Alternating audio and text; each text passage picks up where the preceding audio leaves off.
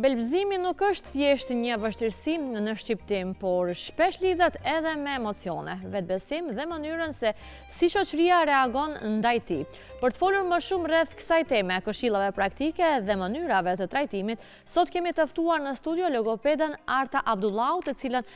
do e ftoj tani në studio afër meje për ta përshëndetur dhe për të ullur. Përshëndetje dhe mirëmëngjese, dashur. Është shumë kënaqësi që të kemi. Çdo herë për tema të caktuara, por të nevojshme çdo herë për t'i dëgjuar gjithë shikuesit tanë. Urdhra vendi juaj është aty. Atëherë, edhe pse e di që e keni ditën shumë të ngarkuar në qendrën ku ju punoni dhe vazhdimisht merrni me raste të ngjashme si belbëzimi edhe shumë të tjera bile edhe më të rënda, por që ju përgjigjet pozitivisht ftesës tonë, sidomos në këtë ditë të rëndësishme, për ta shënuar të paktën mediatikisht dhe për të mësuar shumë raste interesante, shumë raste që ndoshta nuk i kemi ditur, por edhe të mësojmë trajtimin më rëndësishme atë belbëzimit. Pikërisht, sot është dita e belbëzimit dhe është më e pakta të cilat ne mund të bëjmë përmes këtij emisioni që t'jemi më afër dëgjuesve, më afër shoqërisë tonë, t'ju ndihmojmë, t'i informojmë dhe t'i këshillojmë se është diçka e cila është e pranishme në shoqërinë tonë dhe si e tillë duhet të pranohet, të ndihmohet që të tejkalohet dhe të ulet kjo problematikë. Natyrisht. Atëherë dashur, si për fillim, çfarë është saktësisht belbëzimi dhe si manifestohet te personat që VCM e kanë? Belbëzimi është rregullimi të folurit, domethënë derisa kemi belbëzimin si lloj rregullimi, ne kemi të bëjmë me pjesën e të folurit ku komunikimi është pjesë bazë në funksionimin e përditshëm të jetës sonë. Si lloj çrregullimit të folurit kemi të bëjmë me çrregullimin e ritmit të shprehjes së fjalëve tek personi, tek fëmia. Mirë po, kjo është vetëm në dukje, domethënë ajo se si duket belbëzimi, domethënë mirë po në brendit të tij, belbëzimi është rregullim psikologjik, psiqik, social dhe afektiv, i cili prekën jetën e gjithë fëmijës. Domethënë në pjesën tjetër belbëzimi është e folur jo standarde, e cila manifestohet me përsëritje të rrokjeve, të frazave, përsëritje të fjalëve. Mirë po, kemi raste ku edhe fëmia nga ajo ku ka dhe perceptimin për veten, për rrethin, ku ma e ndjen që po belbëzon, nuk është në atë moshën primare, në moshën e vogël, atëherë kemi po ashtu të paraqitur edhe shtim të tingujve të panevojshëm gjatë të folurit. Për shembull, kemi raste ku përveç që fëmia belbëzon, paraqet edhe duke u mundu që t'i ndihmojë vetvetes, paraqet edhe një tingull jo të nevojshëm gjatë bisedës. Kemi për shembull paraqitjen e ëjës ose paraqitjen e një tingulli tjetër. Këto janë ato të cilët e përbëjnë si çrregullim belbëzimin, por përveç këtyre, domethënë belbëzimi në vetë është edhe belbëzimi i cili paraqet edhe simptome tjera, apo manifestohet edhe me shqetësime tjera të cilët janë edhe psikofizike, ku personi i cili belbëzon, kur është karshi një bashkëbiseduesi, ai ndihet në një mas në atë pikë ku paraqiten edhe simptomet psikofizike, duke nisur nga ajo që personi fillon të paraqitet edhe me djersitje apo ftohje të duarve dhe të këmbëve, paraqitet edhe skuqje, paraqitet edhe ndryshimi i frymarrjes, paraqitet edhe ndryshimi i ritmit të zemrës, domethënë paraqitet edhe një gjendje më anksioze, paraqitet edhe një frikë nga e folura, paraqitet edhe një ikje apo një jo kënaqësi dhe jo komoditet në pjesën e të folurit, e cila patjetër që përkon në pjesën psikologjike, ku e shohim që belbëzimi si çrregullim prekën një fushë, jo vetëm një pjesë të komunikimi, por prekën një fushë të gjerë tek zhvillimi i fëmijës edhe në përgjithësi funksionimi i një personi në formë normale dhe komode në jetën e tij. Belbëzimi po ashtu paraqitet edhe me simptoma tjera, për shembull kemi paraqitjen e ngërçeve apo pauzave të kopaskoshme. Si i tillë, domethënë është mjaft shqetësues tek personat të cilët belbëzojnë. Belbëzimi i hershëm është, domethënë ajo ku fëmia është në moshën 2 deri në moshën 3 vjet e gjys, 3 vjet e 6 muaj, ku ne në pjesën shkencore e njohim si belbëzim primar, domethënë është në atë periudhë ku fëmia nuk është i vetëdijshëm se po belbëzon, edhe është pikërisht ajo periudhë ku fëmia nuk i ka këto simptome psikofizike apo nuk e ka gjendjen e rënduar anën psikologjike, mirë po në pjesën e mëtejshme, në pjesën e mëvonshme, është i paraqitur edhe pjesa e shenjave apo edhe simptomeve psikofizike e cila e rëndon edhe më tepër gjendjen e fëmijës apo personit që belbëzon. Bëlbëzimi në manifestim është shumë i dukshëm, për shkak se ne patjetër të domosdoshme kemi komunikimin, në çfarëdo lloj moshe ne duhet të flasim për shkak se përmes të folurës ne shprehim mendim, kërkesë, dëshirë, çfarë neve na nevojitet në çdo moment. Edhe një person apo një fëmijë i cili bëlbëzon është manifestohet shumë dukshëm sa fillon të flas, domethënë ka lloj bëlbëzimi që paraqitet në pjesën e parë, në tingullin e parë të fjalës së parë, ku paraqitet përsëritja pikërisht e atij tingulli, edhe sa fillon që fëmia të flasë është shumë e dukshme dhe vërehet që ka bëlbëzim. Domethënë manifestimi dhe dukja e bëlbëzimit është shumë e qartë dhe duket shumë shpejt. Kurse bëlbëzuesi është ai i cili kontaktin me sy edhe gjithkohën është në vëzhgim të bashkëbiseduesit përballë, se si reagon ai, se si po e ndjekën, se si e shiqon atë, se çfarë manifeston ai me shenja, me sy, me trupin e tij, dhe pikërisht kjo është ajo që ende më tepër e vështirëson pjesën e bëlbëzimit, për shkak se bëlbëzuesi nga gjendja anksioze mundohet gjithmonë të bëj ikje nga pjesa e të folurit, mundohet që të ikë në kontaktet ku ai duhet të flasë, mundohet që gjithmonë të kthehet në atë pjesën më i heshtur, më i fshehtë, më i tërhequr, që mos vijë në kontakt me bashkëbiseduesin përmes të folurës, që të ikë kësaj pjese që mos vëhet në dukje pjesa e bëlbëzimit. Po kur duhet prindërit të shqetësohen, zonja Arta, kur shohin ato reagimet e para të fëmijëve kur fillojnë të bëlbëzojnë? Ose dyshimet e para? Dyshimet e para, bëlbëzimi fillon qysh në moshën 2 deri në moshën 3 vjetë e 6 muaj, 3 vjetë e gjys. Në këtë periudhë, domethënë 90% e fëmijëve, 90% e shoqërisë kalojnë përmes bëlbëzimit. Domethënë është pjesa ku fëmia ende nuk është pjekuria e organit aparatit për të folur, nuk është e pjekur edhe nuk është e formuar sa duhet me mendimin e tij. Domethënë mendimi sa ai don të flas ende nuk është në përkim të njëjtë me aparaturën e të folurit, dhe në këto raste domethënë don të shprehet mendimin më shpejt se sa ka mundësi që të flas, edhe pikërisht përmes kësaj kalojmë në një farë bëlbëzimi. Kjo është ajo periudha kur ne i themi periudha jo fluente, domethënë është periudha 2 deri në moshën 3 vjetë e gjys, mirë po kjo është ajo periudhë ku duhet të ndërpritet, domethënë është një bëlbëzim përmes të cilës kalojmë të gjithë, mirë po është bëlbëzim ku duhet të marrë fund, edhe duhet fëmia në moshën 4 vjetë 5 duhet dalë në formë të rregullt të folurit, nuk është që duhet të vazhdoj. Mirë po këtu varet edhe faktori familja, varet edhe faktori ambientit në të cilin jetojnë, domethënë nëse më tepër vihen në dukje ato spazma, ato përsëritje, ato frazat e cilat ai përsëriten, nëse më tepër vjen në dukje në pa qeshen, imitohen apo theksohen, vendohet një theks pak më i veçantë kësaj pjese, më thonë është një komunikim i dëmshëm edhe është një kujdes i dëmshëm i rrethit i familjes tek fëmia, ku më tepër ky theks pastaj kalon vetvetiu në bëlbëzim. Më thonë kjo është ajo periudha ku familja, rrethi edhe ato të cilët merren me fëmijën duhet të kenë një kujdes shumë të madh, për shkak se fëmia në atë kohë ka një vështirësi të madhe që të arrijë të shpreh mendimin e tij nëpërmjet të folurit. Domethënë ka shumë e menduara është shumë më e gjatë se sa pjesa e të folurit, aparati nuk është i zhvilluar aq sa duhet, edhe pikërisht në këtë kohë duhet që të kemi shumë kujdes, domethënë ta presim fëmijën, t'i kushtojmë pak kohë më shumë, t'i ndihmojmë fëmijës, të jemi ne ata të cilët duhet t'i tregojmë që ne jemi këtu për të dëgjuar, të kemi durim që e folura e tij edhe nëse ka përsëritje dhe nëse ka përsëritje të fjalës, të rrokjes, të frazës, domethënë përsëritje të disa hershme të njëjtës fjali, ne jemi ata të cilët duhet ta dëgjojmë, që mos vijë domethënë që ta shtojmë këtë pjesë. Por nëse bëlbëzimi tek fëmia pas moshës 3 vjetë e gjys 4, domethënë në moshën 4 është ende vazhdon, atëherë prindi patjetër që duhet të merr këshilla apo duhet ta dërgojë fëmin tek terapisti të folurit, që të bëj një vlerësim ku aty duket qartë që është një bëlbëzim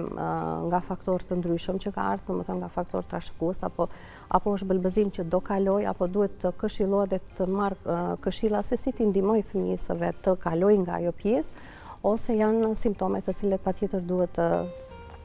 të trajtohen që të mos vazhdojë edhe në pjesën e mëtejshme. Bëlbëzimin po ashtu e kemi edhe në moshën për shembull ku paraqitet edhe në moshë më të madhe, domethënë në moshën e shkollës. Aty desha të ndërlidhem, a ka raste kur bëlbëzimi paraqitet në moshë më madhore, ndërsa për shembull fëmijë nuk e ka pas këtë problematik? Pikërisht Aida, për shkak se bëlbëzimi paraqitet nga faktorë të ndryshëm. Domethënë, duke u nisur nga shkaktarët të cilët e shkaktojnë bëlbëzimin, kemi raste ku bëlbëzimi paraqitet edhe në mosha shumë më të mëdha. Në qoftë se kemi të flasim për shkaktarët neurologjik, ne kemi raste ku bëlbëzimi paraqitet edhe në moshë madhore, edhe në pleqëri, edhe në moshë ku. Cilat janë shkaqet nëse paraqitet në moshë madhore? Domethënë, është dëmtimet neurologjike. Domethënë një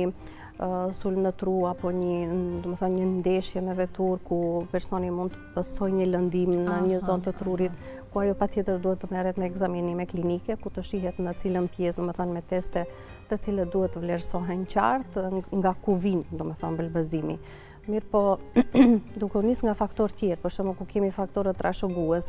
faktori trashëgues, domethënë është ajo pjesë ku ne nuk mund të ndërhyjmë. Është pjesë trashëguese ku e kemi pasur ndoshta brezat më herët se ne, edhe fati janë të përkoj që të dalë tek ne ose tek fëmia janë, të mos bëlbëzoj prindi, po të bëlbëzoj fëmia duke marrë si trashëgimi nga pararësit për para brezave, domethënë ajo është pjesë të cilën ne nuk mund ta mohojmë, as nuk mund ta eliminojmë, as nuk mund ta parandalojmë. Është pjesë e cila trashëgohet nëpër breza. Mirë po faktorë tjerë, domethënë faktorët psikologjik, faktorët social, faktorët psiqik, domethënë ambienti në të cilën jeton fëmia, faktorët e të mësuarit, domethënë faza e të mësuarit, gjitha këto janë faktorë të cilët ndikojnë tek fëmia që të paraqitet bëlbëzimi. Mosha 6, domethënë deri në moshën 10, në këtë periudhë ka rrezik dhe është ajo faktor rreziku ku paraqitet bëlbëzimi. Kjo ka të bëjë me faktorin psikologjik, domethënë kjo është ajo pjesa ku fëmia ndjet në një stres të vazhdueshëm duke mos u adaptu në mënyrë shumë të lehtë me mjedisin e shkollës, me mësuesen, me rrethin, po kemi njëkohësisht edhe familje të cilët vendojnë shumë prishmëri të larta në pjesën e mësimit, ku fëmia nuk është në atë pjesë ku vendohen prishmërit nga prindërit. Domethënë ajo është një shtypje shumë e madhe emocionale, ku fëmia detyrimisht duhet ta tregoj veten t'i kënaq prindërit, t'i mbrij ato kushtet të cilët i kanë venduar prindërit duke mos pasur kapacitet të mjaftueshëm për ta. Paraqitet ajo pjesa e stresorëve, domethënë faktorët stresor, faktorët psikologjik, emocional të cilët ndikojnë edhe nga ajo shtypje paraqitet bëlbëzimi. Një faktor tjetër, a mund ta llogarisim edhe teknologjinë e tepruar apo nuk ka të bëjë? Teknologjia nuk është pjesë, domethënë nuk është pjesë që i ndihmon fëmijëve në bëlbëzim, po është pjesë që e dëmton pjesën emocionale, edhe është që ndikon, domethënë është një faktor i dytë që ndikon te faktorët e shkaktarëve, domethënë te faktorët e bëlbëzimit, për shkak se fëmia nëse kalon një kohë të tepruar në telefon, nëse shef gjithë kohën diçka që është stresuese, domethënë ndikon që e rritën stresin tek fëmia dhe rritja e stresit, dëmtimi emocional, disbalans emocional ku nuk ka fëmia, domethënë padyshim që po të ndodh diçka e vogël, fëmia vetë është në stres dhe shumë shpejt është që të paraqitet bëlbëzimi.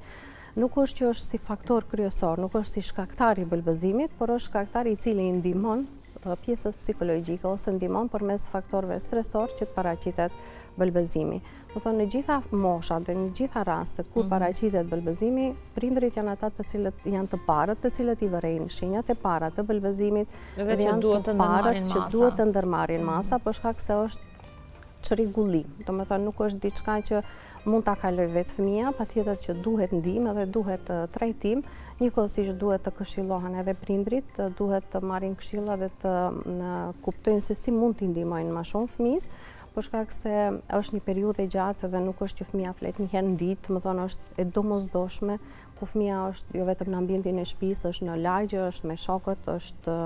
në shkollë, flet në telefon me dikën, ku patjetër duhet vendohet në shprehje komunikimi, ku fëmia paraqet bëlbëzimin, domethënë në mënyrë pa dashje dhe në mënyrë jo të vullnetshme, por paraqitet, e cila nëse paraqitet në mosha të hershme, ku kemi moshën 6 deri në moshën 10 vjet, këtu patjetër që domethënë ekzaminimi, trajtimi duhet bëhet në mënyrë shumë të shpejtë, për shkak se duhet parandalohet pjesa ku fëmia hyn në pjesën e pubertetit. Domethënë pjesa e pubertetit është ajo pjesë ku fëmia duhet kërkon dobësitë e vetja dhe gjithkohën është ajo që do të duket i përkryer, i pengojnë ato të cilat nuk i pëlqejnë, nuk i ka te vetja. E pikërisht bëlbëzimi është një ndër faktorët i cili edhe më tepër duhet ul vetbesimin, duhet ul vetvlerësimin, duhet bëj tërheqje nga rrethi, bëhet fëmia introvert, duhet ul kapacitetin e fëmisë, për shkak se ka fëmijë të cilët kanë shumë kapacitet, mirë po për shkak të pjesës së bëlbëzimit tërhiqen ose nuk vinë, nuk e vendojnë në pa, nuk e paraqesin njohurinë, dijen, kapacitetin e tyre ku shkak i saj është bëlbëzimi. Prandaj sa më herë që është e mundshme është shumë më pozitive duke i ndihmuar fëmijës. Nëse nuk te kalohet komplet, të mësohet fëmia të menaxhojë bëlbëzimin, të mësohet të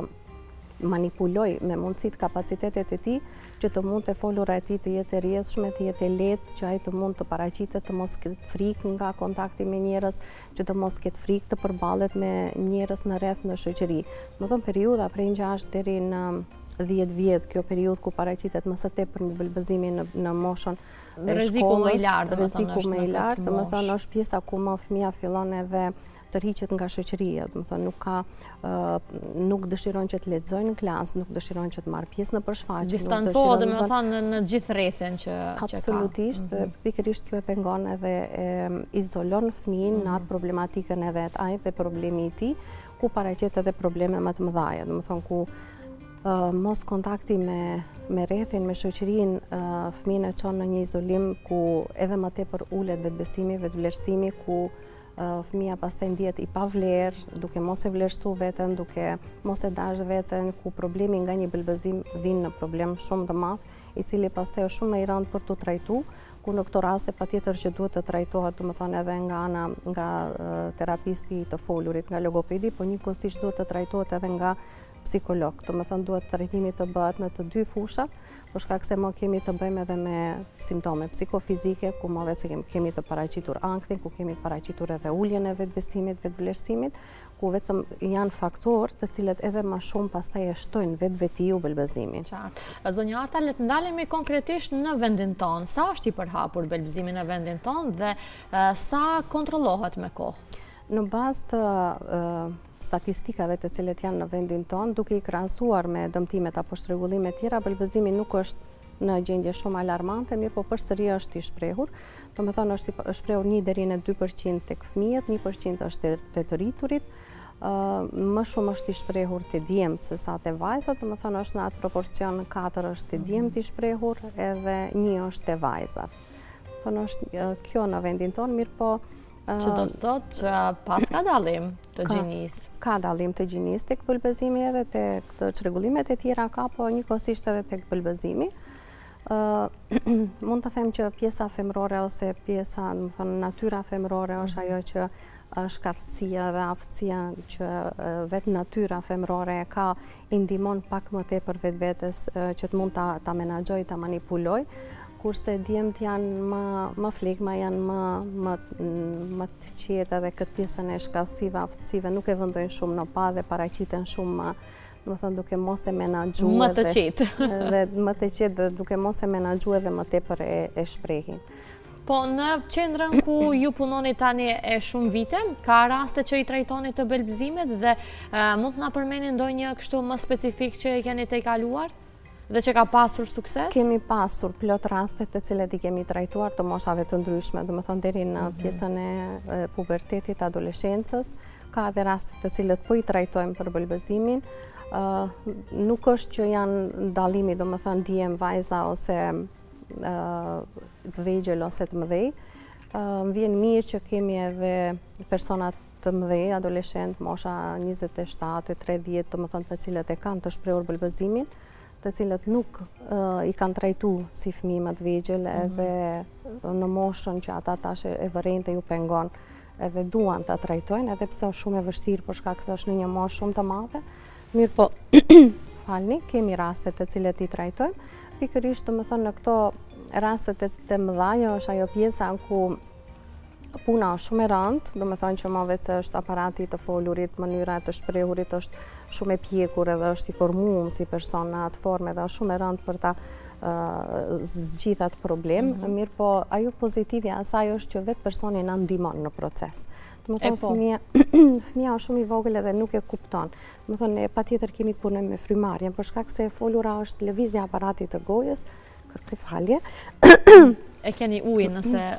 Për shembull, e folura është lëvizja e aparatit të gojës edhe nxjerrja e frymës. Nëse ne vërejmë gjatë gjithë kohës kur flasim ne nxjerrim frymë. Më thonë, e folura është më thonë, pjesa më e madhe e fryma edhe lëvizja në aparat, për mes asaj formon edhe tingujt kur ne flasim.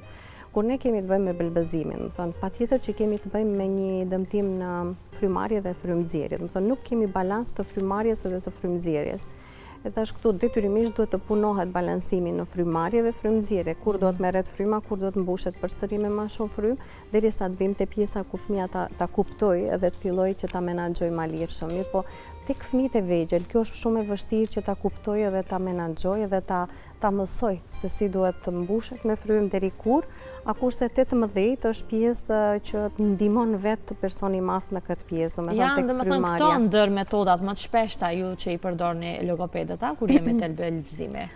Pikërisht pjesa e frymarrjes është pjesa e parë që duhet punohet, është një ndër metodat primare të cilët punohen te belbëzimi, për shkak se e folura është frymë. Edhe përmes asaj ne flasim. E tash në qoftë se ne me frymarrjen, domethënë nuk mbushemi me frymë sa herë që mbaron fryma, ne nuk mund të flasim, patjetër që do paraqitet një pauzë ose do paraqitet një ngërsht. Domethënë është e patjetërsueshme që balansi i frymarrjes dhe frymënxjerrjes të jetë në mënyrë normale, domethënë të jetë në balans. Nuk mund vetëm të marrim frymë dhe të flasim, domethënë harxhohet fryma edhe ne s'kemi se me çka të flasim. Ne mund të lëvizim aparatin e artikulimit, mirë po nuk ka frymë që të mund të artikulohet dhe mund të formohet një tingull. Tek belbëzuesi, domethënë kjo është pjesa që është në disbalans, marrin shumë frymë dhe nxjerrin për një herë, edhe pastaj paraqitet një ngërsht ose paraqitet një pauzë ose nuk marrin mjaftueshëm frymë, mendimi është shumë i gjerë dhe don të shprehet shumë, edhe këtu kemi patjetër që paraqitet një përsëritje, domethënë nuk ka frymë të mjaftueshme, mendimi është që ai don të shprehet shumë, edhe paraqitet përsëritja e frazës ose e tingullit. Prandaj si pjesë kryesore të cilën e punojmë është pjesa e frymarrjes, domethënë kjo te fëmijët punohet në mënyra të ndryshme, duke ja bërë më të lehtë dhe duke ja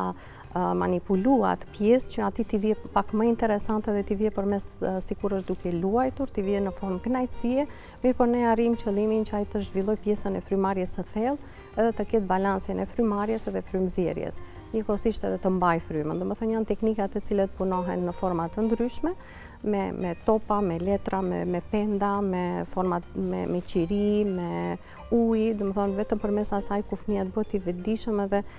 ta kryejë nëpërmjet lojës që tu mundu ta mbrije sa më mirë lojën, ne të arrijmë atë pjesë që është e nevojshme. Janë këto mënyrat të njëjta tek të gjitha moshat, mënyrat domethënë e trajtimit të belbëzimit? Kur kemi të bëjmë me fëmijë të vogël, domethënë që është një fëmijë që nuk e ka përshtypjen se po belbëzon, edhe nuk i pengon që po belbëzon, aty nuk kemi të bëjmë me faktorin emocional. Domethënë ajo pjesë ne nuk punojmë pjesën psikologjike, po punohet direkt vetëm pjesa e belbëzimit në trajtim logopedik. Mirë po tek personat më të mëdhenj, tek fëmijët apo personat të cilët po belbëzojnë, domethënë po janë më të mëdhej, patjetër që duhet të punohet në të dy aspektet. Nëse kemi një vajzë, për shembull, ose djalë që është 15 vjet, patjetër që ai duhet punohet edhe pjesa psikologjike, ku njëkohësisht duhet rritet motivi, duhet rritet vetbesimi, duhet rritet pjesa emocionale, domethënë të ketë një stabilitet, ku fëmia që belbëzon, në qoftë se është në moshë të pubertetit, padyshim që nuk i pëlqen vetja, domethënë i pengon ajo pjesë. Edhe nëse punojmë çka të pëlqen te vetja ose çka ty të pengon te vetja, ku ai duhet ta shprehë qartë dhe duhet ta pranojë dhe duhet të jetë i vetëdijshëm se çka jemi duke punu, pikërisht që kemi të bëjmë domethënë me pjesën psikologjike dhe në këto raste duhet punohet patjetër edhe pjesa psikologjike, por njëkohësisht edhe pjesa logopedike. Domethënë patjetër kemi të kalojmë përmes frymarrjes, mirë po ndallimi është në këtë pjesë. Domethënë që tek fëmijët pjesa psikologjike është më shumë përmes lojës, domethënë më shumë me stimulator, me stimuj, me formësim, domethënë me shpërblim, kurse tek personi që janë më të rritur flasim 13, 14, 15 vjetë më lartë, aty patjetër që duhet punohen të dy aspektet. Pjesa psikologjike dhe pjesa logopedike, pjesa e frymarrjes është e domosdoshme, aty nuk kalohet më me frymarrje me topa, me letra, po aty kalohet komplet në rregullshmëri, domethënë ku bëhet frymarrja përmes numërimit, ku bëhet shprehja e tingujve, frazave përmes frymarrjes edhe numërimit, të cilën ai është i vetëdijshëm edhe procesin e kryen, e shef e lexon edhe e kryen procesin në formë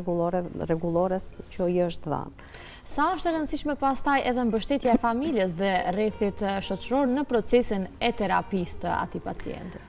Çdo ditë që punojmë me fëmijën, patjetër që kemi kontakt edhe me prindin apo me kujdestarin i cili merret me fëmijën. Ajo është diçka e patjetër shtueshme për shkak se ne punojmë 1 orë, kurse fëmia duhet vazhdojë gjithë ditën në shtëpi. Ai tregon që i prind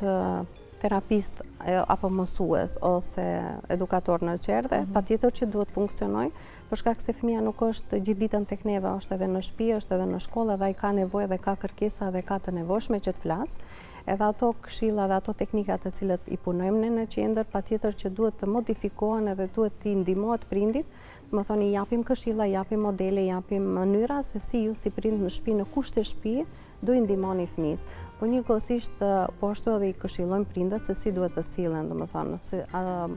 nuk mund që gjithmonë ta kundërshtojnë, nuk mund që gjithmonë t'ja vënë në pas që ti bëlbëzon, nuk është e duhur edhe e nevojshme edhe